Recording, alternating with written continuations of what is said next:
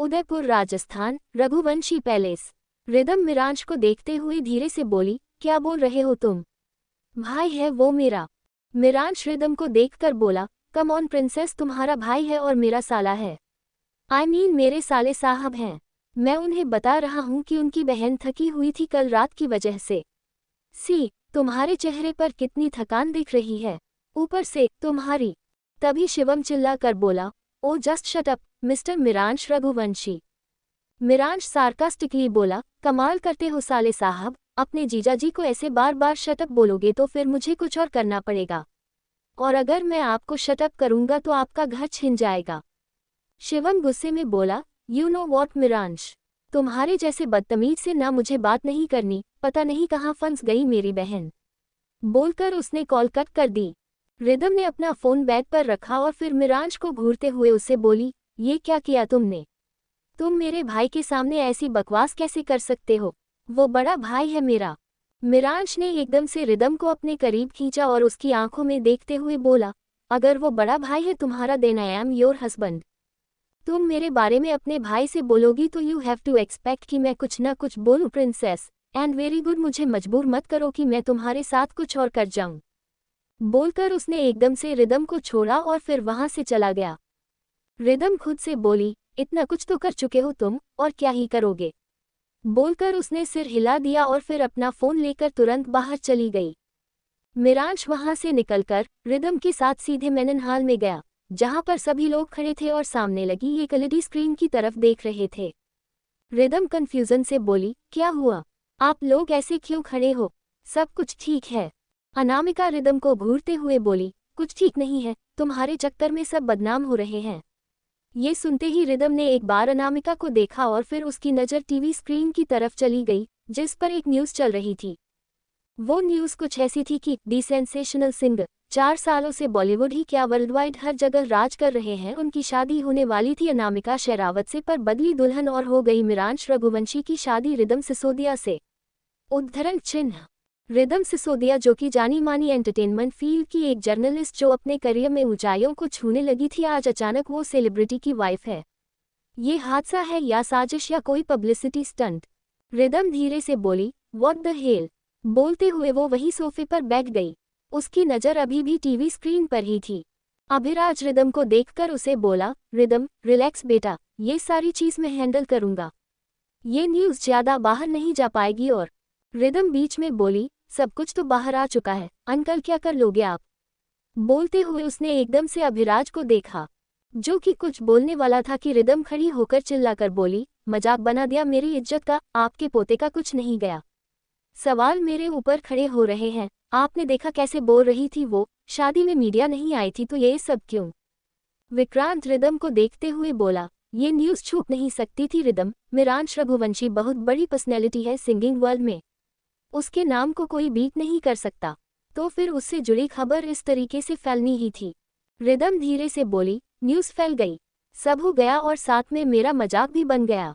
बोलकर वो तुरंत रघुवंशी पैलेस से बाहर निकल गई।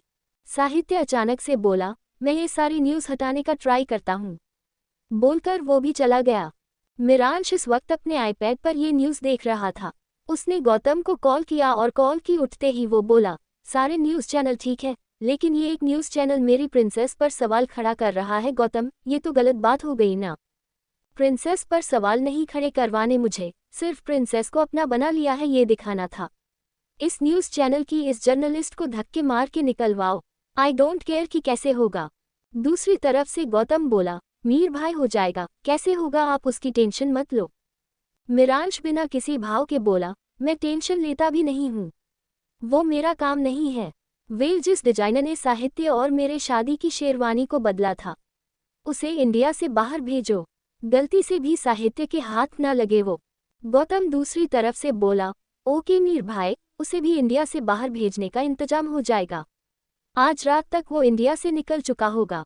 बाय द वे आपको इंटरव्यू के लिए कॉल आए जा रहे हैं, क्या करूं?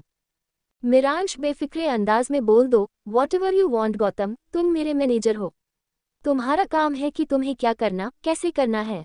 यू नो, लोगों ने वैसे भी मुझे आवारा मिरांश रघुवंशी बोल रखा है। अब जब बंदा आवारा है तो इंटरव्यू देकर कौन सा सुधर जाएगा। मुझे नहीं देना कुछ, बोलकर उसने कॉल कट कर दी। मिरांश रेडी होकर तुरंत बाहर गया कि तभी अभिराज तेज आवाज में बोले, लो आ गया इस घर का चिराग। मिरांश सार्कास्टिकली बोला, चिराग बुझ भी जाता है, ज्यादा चिराग चिराग मत करिए दादाश्री, बुझ गया तो आप रोते फिरेंगे और मुझे ये चिराग वर्ड ही नहीं पसंद है। अभिराज मिरांश को घूरते हुए बोले, तुम्हारी वजह से रिदम कितनी परेशान है। तुम्हें पता भी है तुम्हारे नाम के पर्चे बन रहे हैं हर चैनल पर और साथ में उसकी बदनामी भी हो रही है। मिरांश अपने दोनों हाथ पॉकेट में डालकर अभिराज को देखते हुए बोला, तो मैं क्या करूं? शादी करने का आपको शौक था और पर्चे कोई सिर्फ मेरे नाम के नहीं बन रहे हैं। जहां तक मुझे पता है रघुवंशी खानदान तो बड़ा फेमस है। उद्धरण चिन्ह। सो मैं अकेले क्यों फंसा?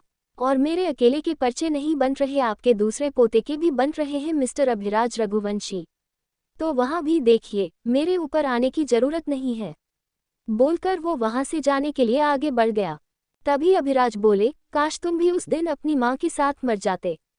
ये सुनते ही मिरांश के कदम एकदम से रुक गए और उसके फेस पर तिरछी मुस्कान आ गई।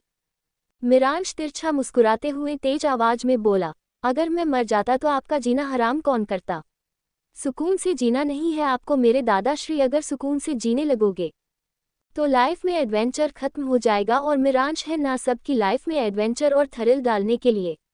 बोलकर वो वहां से निकल गया। विक्रांत अभिराज के पास जाकर बोला, डैड आपको ऐसे नहीं बोलना चाहिए था। मिरांश भी घर का बेटा है, इस घर का बच्चा है वो आप। अभिराज बीच में बोले, मुझे मत सिखाओ विक्रांत, मुझे क्या करना है क्या नहीं। दूर हो तुमसे अपना बेटा तो संभला नहीं और मुझे ज्ञान दे रहे हो। बोलकर अभिराज वहां से चले गए। उनके जाते ही विक्रांत ने एकदम से अपने हाथों की मुट्ठी बनाई और फिर धीरे से बोला, मेरा बेटा माय फुट। वही साहित्य अपने ऑफिस में था। उसके सामने उसका असिस्टेंट देव खड़ा था। देव साहित्य को देखते हुए बोला, सर ये न्यूज ऐसे ही बाहर नहीं गई है, कुछ तो गड़बड़ हुई है। साहित्य गहरी डांस लेकर बोला, फाइंड आउट देव कि कहीं इसमें मीर का हाथ तो नहीं है, वो ये सब हरकतें कर सकता है। देव धीरे से बोला, मिरांश सर ये सब भी करते हैं। साहित्य उसे देखकर बोला, पागलपन में इंसान कुछ भी करता है। ये सुनते ही देव ने सिर हिलाया और वो तुरंत वहां से चला गया। साहित्य धीरे से बोला, सारा बना बनाया प्लान बिगड़ गया, सब कुछ डिसाइड था, सब खराब हो गया, सिर्फ और सिर्फ एक गलती की वजह से। बोलते हुए उसके चेहरे के पर कोई एक्सप्रेशन नहीं थे। वही रिदम इस वक्त गुस्से में गाड़ी ड्राइव कर रही थी। उसे मिरांश के ऊपर गुस्सा आ रहा था, अपनी किस्मत के ऊपर गुस्सा आ रहा था। वो बिना कुछ सोचे समझे ऐसे गाड़ी चलाए जा रही थी कि तभी उसके सामने एक गाड़ी एकदम से आकर रुकी। रिदम ने चिल्लाते हुए अपना ब्रेक लगाया और सामने देखते हुए लंबी सांसें लेने लगी। रिदम धीरे से बोली, ये क्या था? बोलकर वो गाड़ी से उतरी और फिर सामने गाड़ी के पास गई। तभी मिरांश गाड़ी से उतर कर बोला, प्रिंसेस आई स्वेयर, अगर तुम्हें हल्की सी भी चोट आई ना तो तुम्हें कहीं जाने लायक नहीं छोड़ूंगा मैं। रिदम धीरे से बोली, तुम मुझे धमकी दे रही हो? यू नो वॉट, भाई सही कहते हैं कि तुम। मिरांश बीच में बोला, जस्ट शट अप प्रिंसेस। ये सुनते ही रिदम बिल्कुल चुप हो गई। मिरांश ने रिदम को उसके कंधों से पकड़कर एकदम से अपने पास खींचा और उसकी आंखों में देखकर बोला, you are very precious princess, तुम्हारी सोच से भी कहीं ज्यादा। इसीलिए खुद को एक खरोच देने के बारे में मत सोचना। खरोच तुम दोगी, दर्द उसे होगा जिसके दर्द से तुम्हें दर्द होता है और उसके बाद रोती बिलखती हुई तुम जब अकेली पड़ोगी तो तुम्हें मिरांश रघुवंशी के अलावा कोई नहीं दिखेगा। तुम्हारी आंखों में आंसू से कुछ खास पसंद नहीं मुझे, पर अगर मजबूर किया तो ऐसा रोगी कि आंसू रुकने का नाम नहीं लेंगे। रिदम उसकी आंखों में देखते हुए बोली, धमकी देने के अलावा कुछ और आता है क्या है तुम्हें? हर जगह तो मेरे नाम का मजाक बनवा दिया ना तुमने। क्या लगता है कि मुझे समझ में नहीं आएगा? मुझे सब समझ में आ रहा है। ये न्यूज़ तुमने लीक करवाई है ना तुमने। उद्धरण चिन्ह। You are really obsessed with me Miransh, तुम इतने पागल हो चुके हो कि तुमने उसके चक्कर में ये सब करवा दिया। कैसे फेस करूंगी मैं लोगों को? मिरांश ने कुछ पल रिदम के चेहरे की तरफ देखा और फिर एक झटके से उसे छोड़कर उसने अपना फोन निकालकर गौतम को कॉल किया और तेज आवाज में बोला, रिपोर्ट्स गौतम।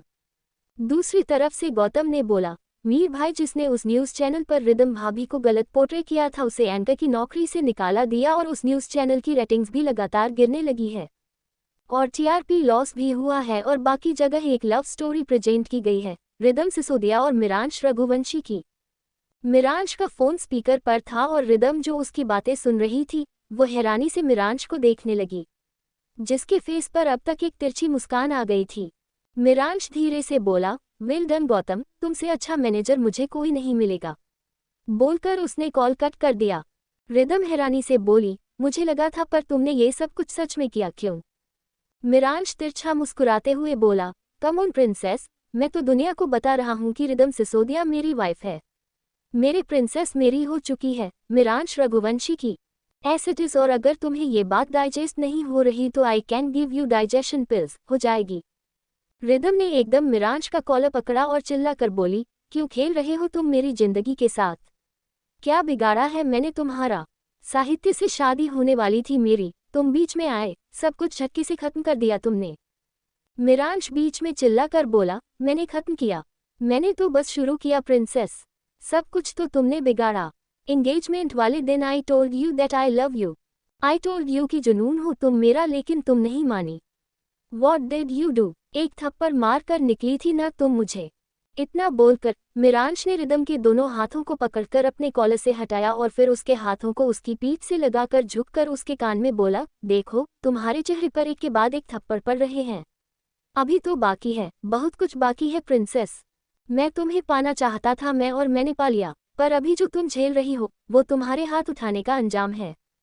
बोलकर उसने हल्के से रिदम के कान को अपने होठों से छुआ और फिर पीछे हट गया। रिदम धीरे से बोली, तुम बदला ले रहे हो, पर तुमने कहा कि तुम बदला नहीं लेते, फिर ये सब क्या है? मिरांश बेफिक्रे अंदाज में बोला, इसे बदला नहीं कहते प्रिंसेस, इसे टिट फॉर टैट कहते हैं। जैसे को तैसा। बड़े बड़े ज्ञानी बाबा कह कर गए हैं कि अगर तुम थप्पड़ मारोगे तो बदले में तुम्हें फूल तो नहीं मिलेंगे, थप्पड़ के बदले थप्पड़ ही मिलता है प्रिंसेस।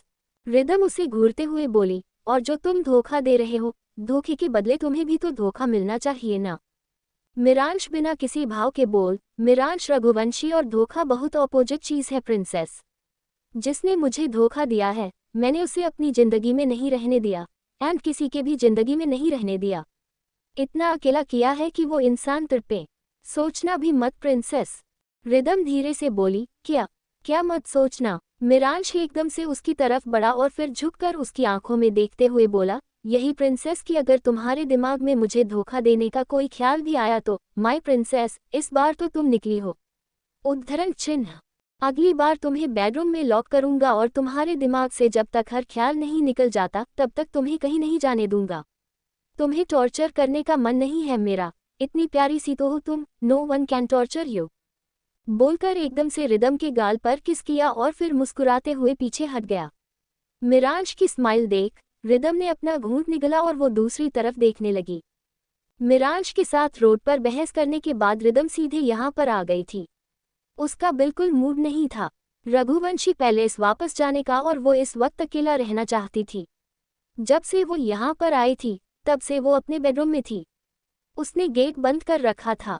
वही बाहर धानी शिवम से कॉल पर बात कर रही थी। धानी ऑन कॉल बोली, रिलैक्स शिवम, वो बाहर नहीं आ रही है पर बिल्कुल ठीक है, आई नो, और मैं जानती हूँ उसे। उद्धरण चिन्ह। दूसरी तरफ से शिवम बोला, आई नो तुम उसे जानती हो पर फिर भी मैं आ जाऊं क्या?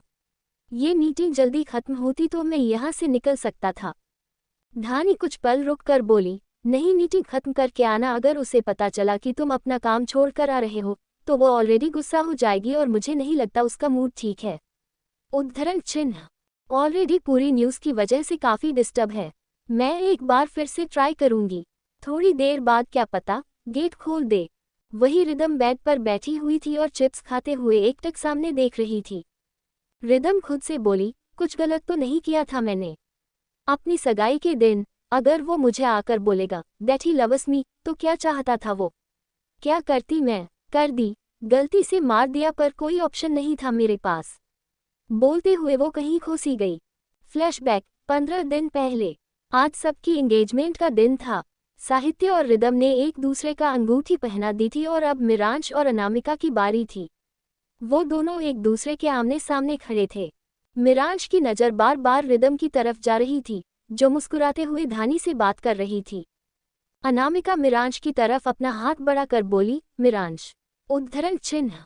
ये सुनते ही मिरांश ने एक नज़र अनामिका को देखा और फिर वो एकदम से एग्जिट की तरफ निकल गया। सब हैरानी से उसे जाते देखते रह गए। अभिराज धीरे से बोले, ये लड़का फिर से मेरी बेइज्जती करवाने की कोशिश कर रहा है। उद्धरण चिन्ह। साहित्य अभिराज को देखकर बोला, दादू रिलैक्स, मैं एक बार जाता हूँ उसके पीछे। रिदम तुम भी चलोगी क्या? रिदम सिर हिलाकर बोली, हाँ ओके भाई, मैं भी जा रही हूँ साहित्य के साथ, आप लोग यहाँ पर देख लेना। साहित्य और रिदम दोनों वेन्यू हॉल से निकल गए। वही वेन्यू हॉल में सभी लोग टेंशन में थे। इधर साहित्य और रिदम मिरांश को ढूंढ रहे थे। रिदम अचानक से बोली, साहित्य आप हाईवे की तरफ जाओ, क्योंकि जहाँ तक मुझे पता है मिरांश को ऐसी जगह बहुत पसंद है। मैं एक बार रघुवंशी पैलेस देखकर आती हूँ। साहित्य कुछ पल रुककर बोला, रिदम आर यू श्योर, तुम अकेले मतलब? रिदम बीच में ही बोली, रिलैक्स साहित्य, मैं हैंडल कर लूंगी, आप जाओ। साहित्य ने थोड़ी देर बाद रघुवंशी पैलेस के बाहर गाड़ी रोकी। रिदम गाड़ी से उतर कर बोली, अगर मिल जाए तो मुझे बता देना। बोलकर वो तुरंत अंदर चली गई। साहित्य खुद से ही बोला, कहा हो मीर, कोई गलती मत करना बस। बोलकर वो भी मिरांश को ढूंढते हुए दूसरे तरफ चला गया। रिदम जैसे ही रघुवंशी पैलेस के अंदर पहुंची, एक नौकर उसके पास आकर बोला, रिदम मैम, मिरांश बाबा अपने एरिया में है। वो बहुत गुस्से में आए और वहां जब से गए तब से तोड़फोड़ की आवाज आ रही है। रिदम धीरे से बोली, व्हाट द हेल? बोलकर वो तुरंत मिरांश के एरिया की तरफ निकल गई।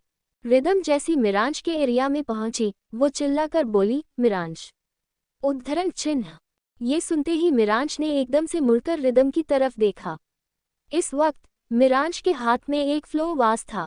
रिदम ने अपनी नज़र चारों तरफ घुमाई, पूरा हॉल बिखरा हुआ था। सब कुछ टूटा फूटा पड़ा था, हर जगह कांच के टुकड़े पड़े थे। रिदम धीरे से बोली, ये क्या कर रहे हो? तुम्हारी एंगेजमेंट है और तुम यहाँ पर ये ड्रामा कर रहे हो? Are you serious? मुझे पता है कि इसका मतलब ये नहीं कि तुम अपनी शादी को इग्नोर करके अपनी फैंटेसी पूरी करने के लिए यहाँ पर आओ। मिरांश ने वो वास उठाकर फेंक और धीरे से बोला, तुम आ गई प्रिंसेस। उद्धरण चिन्ह।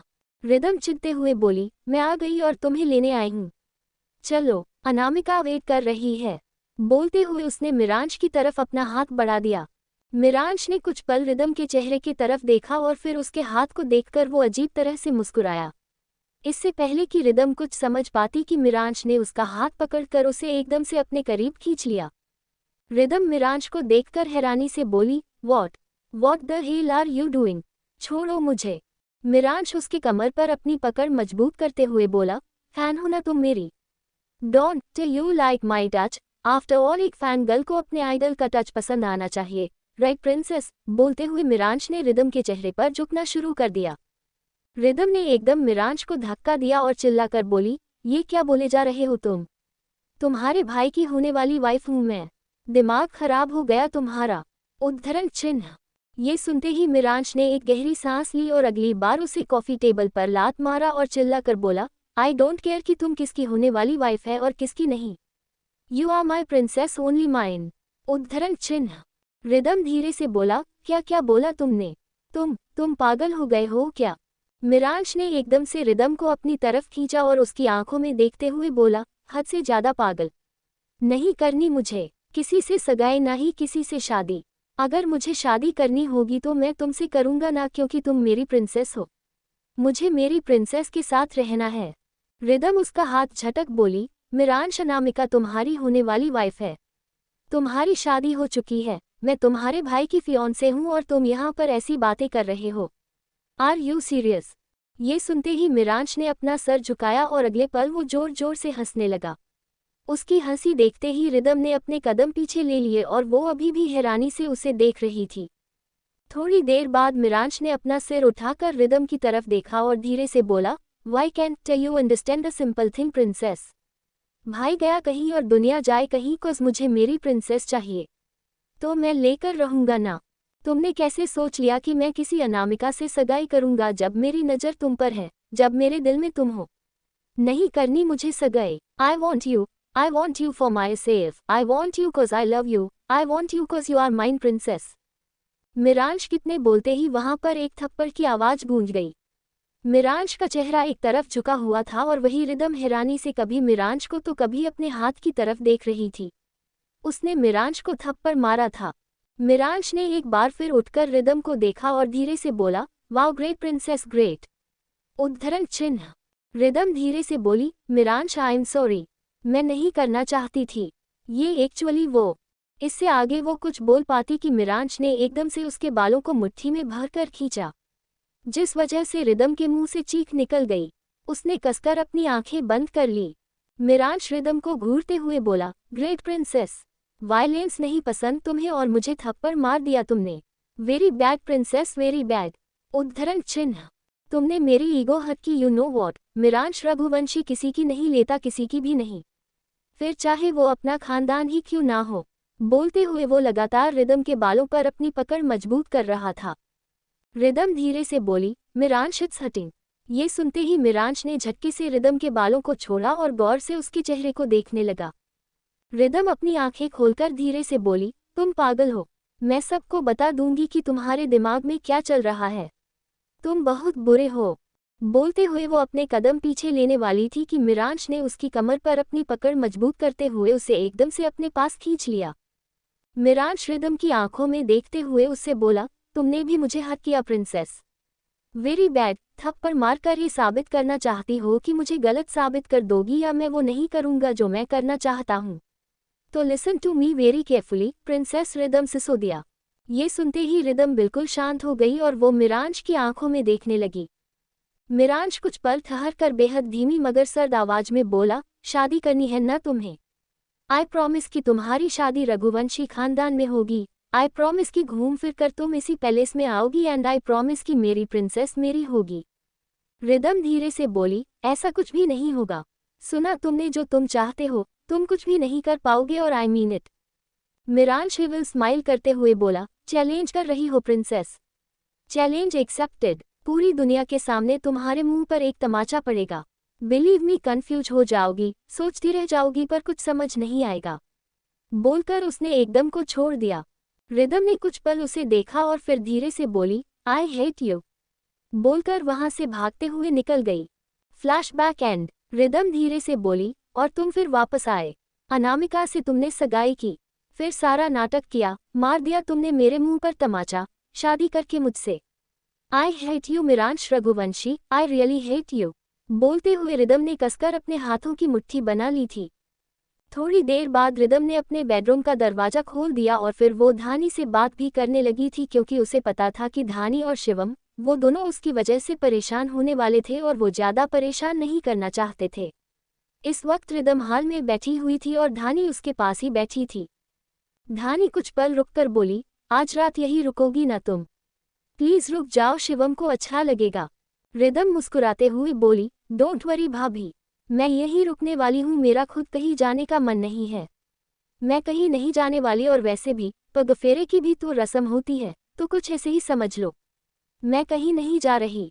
धानी कुछ बोलने को हुई कि तभी सामने से आवाज आई, रिदम थैंक गॉड कि तुम ठीक हो।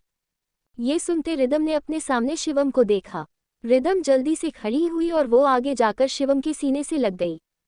शिवम ने उसके सिर पर किस किया और फिर बोला, ठीक हो? उद्धरण चिन्ह। रिदम उससे अलग होकर बोली, मैं बिल्कुल ठीक हूँ भाई, मुझे कुछ नहीं होने वाला। शिवम धीरे से बोला, आई जस्ट होप कि कुछ हो भी ना। वो आवारा। रिदम बीच में बोली, भाई प्लीज उसके बारे में बात नहीं करते, मुझे नहीं करनी। शिवम मुस्कुराते हुए बोला, बिल्कुल नहीं करेंगे धानी, मैं फ्रेश होकर आ रहा हूँ, ठीक है, तुम दोनों बातें करो। बोलकर शिवम ने आगे बढ़कर धानी के गाल पर किस किया और फिर अपने बेडरूम की तरफ बढ़ गया। थोड़ी देर बाद सभी लोग हॉल में बैठे थे और वो तीनों अपनी काफी एंजॉय कर रहे थे। रिदम शिवम को देखते हुए बोली, भाई आपको पता है मैंने भाभी से आपकी बहुत सारी चुगली की, और यू नो व्हाट, भाभी आपको कुछ नहीं बताने वाली, क्योंकि इस बार भाभी मेरी साइड है। उद्धरण चिन्ह। शिवम आई रोल करते हुए बोला, वो मेरी वाइफ है तो ऑफकोर्स मेरी साइड। धानी बीच में बोली, मैं आज रिदम की साइड हूँ, तुम अकेले हो। शिवम धीरे से बोला, वाओ ग्रेट, तुम दोनों भाभी नंद मिलकर मुझे पीछे छोड़ने का प्लान कर रही हो। यू नो व्हाट, जो करना है करो, मुझे बात ही नहीं करनी। रिदम ने आगे बढ़कर शिवम का गाल पिंच किया और फिर उससे बोली, बात नहीं करोगे तो कहाँ जाओगे भाई? बोलते हुए उसके फेस पर हल्की सी स्माइल आ गई थी। वही रिदम की स्माइल देख शिवम भी मुस्कुरा उठा। वो तीनों बातें कर रहे थे कि तभी सामने से एक तेज आवाज आई, क्या बात है साले साहब, मुस्कुराते हुए बिल्कुल विलेन लगते हो। ये सुनते ही शिवम की स्माइल एकदम से गायब होगी और उसकी नज़रें गेट पर खड़े मिरांश की तरफ चली गई। अब क्या होगा मिरांश और शिवम के बीच, जानने के लिए सुनते रहिए।